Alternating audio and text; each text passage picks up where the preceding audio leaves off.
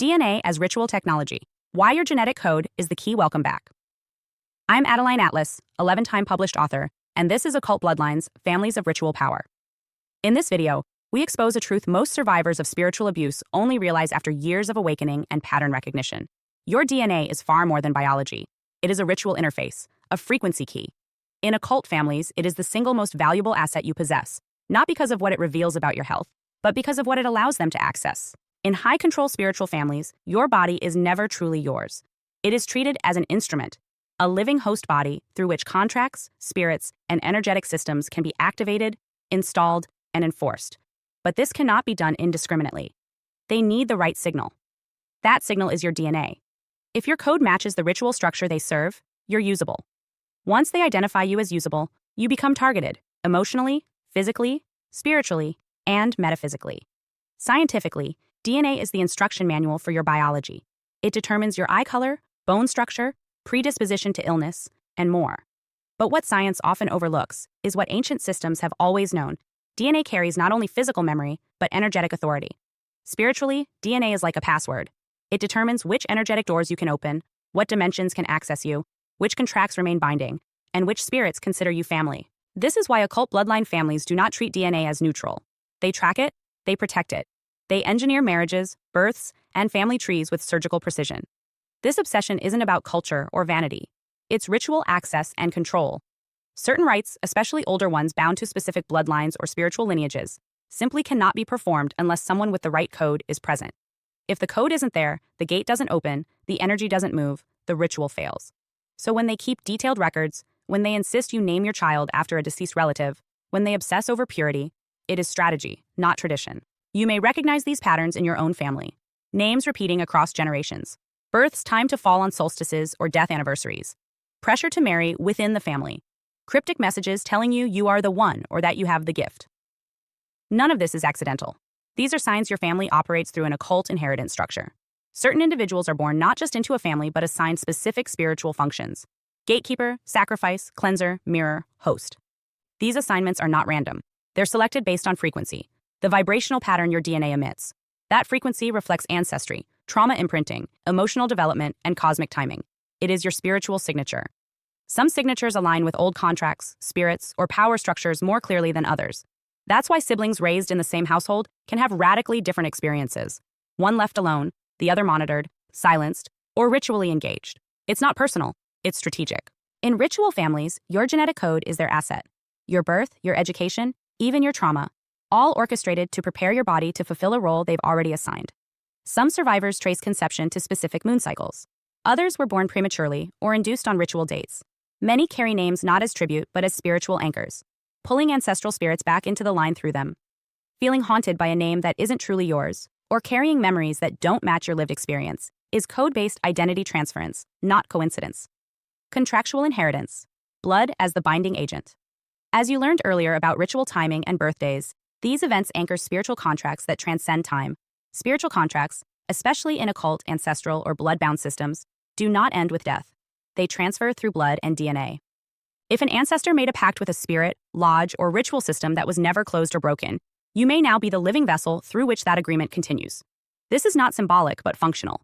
It may manifest as repeated sabotage, medical interference, relational betrayal, or an inability to detach from the family system no matter the distance or therapy. Have you ever wondered why you still feel haunted by people you haven't spoken to in years? Why something unseen feels like it's still watching or pulling? This is why. The code is still active. Until it's acknowledged, named, and spiritually reprogrammed, it remains a live access point into your life. Not all energy work happens through strangers. Many high-level rituals require internal access, which only blood can provide. That's why occult families guard their inner sanctums carefully. Outsiders may be used for marriage, money, or reputation, but they rarely partake in core ritual work. Without the right code, the system rejects the transaction, like a biometric security system. Without a genetic frequency match, the ritual fails. Spiritual hosting, when your body becomes a vessel. Many ritual families function not only as networks of people, but as vessels for spirits, ancestors, familiars, entities, or ritual intelligences assigned to specific lineages. These spirits do not die, but transfer, especially when a spiritual host is needed. If your grandmother carried a spirit your mother couldn't hold, that spirit may have passed to you, especially if your frequency matches. Spiritual hosting rarely looks like possession. Instead, it appears as chronic fatigue, personality overlays, mood disorders that spike around certain dates or people, or dissociation with no clear trauma. You may feel lived through because you are. The system still runs its code through your energetic field. Ritual birth timing. Spiritual logistics beyond biology. As we covered earlier, birth timing is not random biology. It's spiritual logistics. Children are often conceived, induced, or born near eclipses, full moons, feast days, or ancestral death dates. These alignments synchronize the child's energetic field with ritual portals, making spirit entry easier and contracts easier to lock. Frequency, names, and the soul tether high control families use names as soul tethers, not mere honors. Being named after a deceased relative, especially one who died violently or in ritual, often means carrying their energetic echo. You may find yourself haunted by emotions, dreams, or preferences that are not your own. This spiritual bleed-through means names act as energetic magnets pulling past patterns into the present. Naming can also assign ritual roles. A middle name tied to a powerful ancestor or known practitioner may assign you their role, especially for children born under ritual alignments. Identity in these systems is not who you are, it's what you carry. Red flags. Your DNA is ritual technology, named after a deceased family member, experiencing unexplained emotional, physical, or spiritual symptoms. Born on or near solstices, eclipses, or death anniversaries or spiritual holidays. Recurring dreams, memories, or feelings that don't seem to originate in your lifetime. Being called special, chosen, or different, vaguely by family members who won't explain why. Experiencing energetic interference or emotional sabotage intensifying around birthdays, family visits, or holidays. Or, if these resonate, you're not broken or paranoid. You're encoded. Encoded doesn't mean powerless. It means you've been used. If DNA is the code, blood is the currency. Next, we will explore how your biological materials, hair, blood, nails, fluids, are collected, stored, and weaponized to bind your soul to systems you never consented to serve. Hi, I'm Adeline Atlas, 11 times published author, and what you just watched is part of my signature program, the Chosen One series inside School of Soul. This series is not just a course, it's a blueprint for those who know they were different from the start. The black sheep, the scapegoat, the truth teller, the cycle breaker. Inside, you'll discover the family roles playbook, the golden child, the scapegoat, the enabler, the lost child, and how to finally step out of the part you were cast in without consent. How the black sheep becomes the goat, turning rejection into radical transformation and leadership. How to break generational curses and rewrite ancestral contracts so the pain stops with you.